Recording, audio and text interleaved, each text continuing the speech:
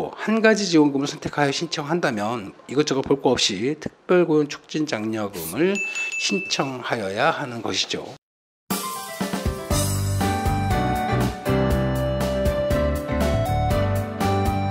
안녕하세요. 시민과 함께하는 노동법 노동법률TV 윤홍사입니다. 자, 오늘은 특별고용 촉진 장려금에 이어 5월 18일자 고용노동부 보도자료를 통해 발표된 청년 특별 채용장려금 추진 계획안에 대한 소식을 전해드리겠습니다.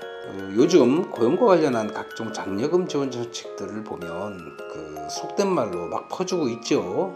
근데 이건 사실 그만큼 지금 우리나라 경제 고용 지표가 심각하다는 반증이 될 수도 있겠습니다. 어찌되었던 사업을 하는 입장이라면 이런 정책 하나하나 발표될 때마다 그 지원 요건이나 지원 금액 등을 꼼꼼히 체크해서 이 어려운 환경 속에서 조금이나마 보탬이 될 수 있도록 관리해 나가야 하겠습니다. 특히 이번에 발표된 청년 채용 특별 장려금은 지난번 영상에서 소개드렸던 특별 고용 장려금과 그 지원 시기도 비슷하고 명칭도 조금 유사해서 혼동이 올 수도 있겠는데, 이번 영상에서는 이 양자의 차이점을 살펴보고 그렇다면 어떻게 채용 계획을 수립해야 하겠는가 하는 주제를 살펴보겠습니다. 자, 그럼 보도자료를 한번 살펴보죠. 2021년 5월 18일자 고용노동부 보도자료를 보면 매번 나오는 이야기지만 이번 코로나19로 인해 신규 채용이 감소되고 대면 서비스업 위축 등으로 청년층이 가장 큰 피해를 입었다는 추진 배경이 나와 있네요. 그런데 이런 상황에서 중소 중견기업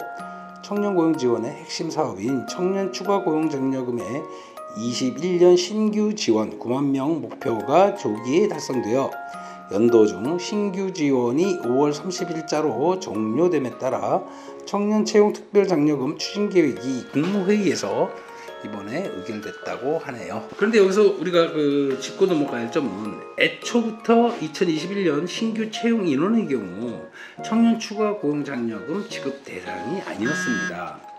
요 발표에 나와 있는 21년 신규 지원 청년 추가 고용 장려금은 작년 하반기 채용 인원을 의미하는데, 실제 2021년 신규 채용 인원의 경우 대상 자체가 아니었고, 청년 추가 고용 장려금은 지난 3년 동안 중소, 중견기업 사업주에게 만 15세에서 34세 이하 청년을 채용하는 경우에 3년 동안 인건비를 지원해왔던 제도인데, 2020년 12월 말일까지 채용한 인원에 대한 지원이 21년 5월 30일자로 종료된 것이고, 이에 청년 추가 고용 장려금을 보완할 추가 지원책이 필요하여 이번에 청년 특별 채용 장려금이라는 내용으로 한시적으로 시행하겠다는 내용입니다.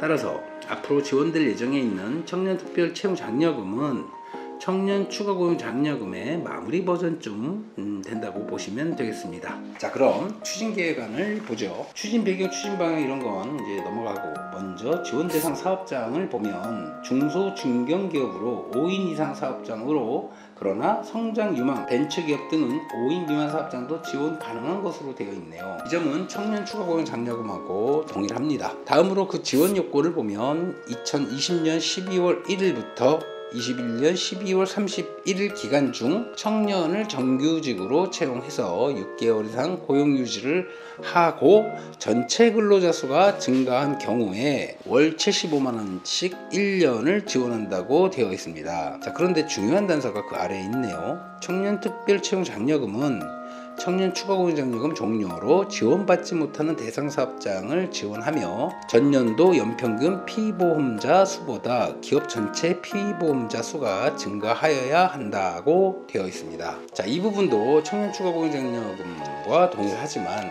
지원 기간은 3년에서 1년으로 단축되어 있습니다. 자, 그렇다면 여기서 우리는 청년 추가 고용 장려금과 현재 시행되고 있는 특별 고용 장려금과 비교를 해볼 필요가 있겠습니다. 자, 우선 지원 요건이나 대상 근로자에 있어 특별 고용 촉진 장려금은 상시 근로자 수 제한이나 대상 근로자가 청년이어야 한다는 제한이 없습니다. 또한 지급 금액 면에서 보더라도 특별 고용 촉진 장려금의 경우에는 최초 6개월 100만원씩 총 600만원, 추가 6개월에 대하여 월 60만원씩 6개월 해서 연간 총 960만원이 지원되는 반면에 청년 특별채용 장려금의 경우에는 연간 월 75만원 12개월 해서 총 900만원이 지원됩니다. 채용 조건을 살펴보면 특별고용 촉진 장려금의 경우에 6개월이나 1년 기간제 근로자를 채용하여도 지원되지만 청년 특별채용 장려금의 경우에는 정규직으로 채용하여야 한다는 전제 조건이 있습니다. 청년 특별채용 장려금의 지급 주기가 구체적으로 명시되어 있지는 않지만 채용 근로자를 6개월 이상 고용 유지하여야 한다는 단서가 붙은 것으로 보아 아마도 6개월 채용 후 지원금을 청구하는 것으로 지침이 나올 것으로 예상이 되며, 따라서 지급 대상 사업주나 대상 근로자 조건, 지급 금액이나 지급 주기 등 모든 면에서 특별고용 촉진 장려금이 청년 채용 특별장려금에 비해 사업주 입장에서 우월한 지원금이라 결론 내릴 수 있겠습니다. 그런데 고용장려금의 성격상 중복 지원이 허용되지 않는 관계로 한 가지 지원금을 선택하여 신청한다면 이것저것 볼 거 없이 특별고용 촉진 장려금을 신청하여야 하는 것이죠. 자, 그러면 청년 채용 특별장려금은 어떤 경우에 신청을 하는 것이 좋을까?